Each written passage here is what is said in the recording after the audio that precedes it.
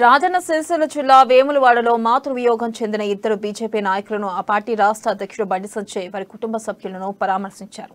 BJP జిల్లా అధ్యక్షులు ప్రతాప రామకృష్ణ తల్లి, ఉపాధ్యక్షులు గోపు బాలరాజుల తల్లి మరణించడంతో వారిని పరామర్శించి ధైర్యం చెప్పారు. మునుగోడు ఉప ఎన్నికల తర్వాత టీఆర్ఎస్ లో భయం నెలకొందని బండి సంజయ్ విమర్శించారు. రాష్ట్రంలోని మంత్రులు, ఎమ్మెల్యేలు, ప్రజాప్రతినిధులు ప్రచారం చేసినా కనీస మెజార్టీ సాధించలేకపోయారని ఎద్దేవా చేశారు. మునుగోడు ఉప ఎన్నికతో భారతీయ జనతా పార్టీలో నూతన ఉత్తేజం వచ్చిందన్నారు బండి సంజయ్.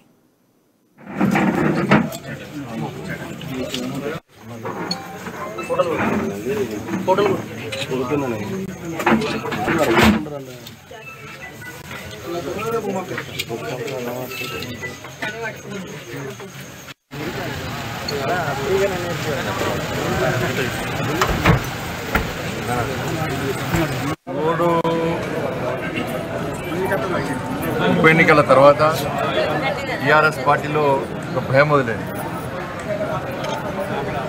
86 మంది ఎమ్మెల్యేలు, 16 మంది మంత్రులు, ఎమ్మెల్సీలు, ఒక్కొక్క బూత్ ఇన్ఛార్జ్ ఎమ్మెల్యేలందరూ కూడా భారతీయ జనతా పార్టీ ఒక్కొక్క బూత్కి ఒక కార్యకర్త ఇన్ఛార్జ్. ఇంతమంది కలిస్తే వాళ్ళు సాధించింది ఎంత అంటే 10,000 మెజార్టీ. అడ్డగోలుగా పైసలు వచ్చారు, పూర్తిగా అధికార యంత్రాంగాన్ని పూర్తిగా ఉపయోగించుకున్నారు.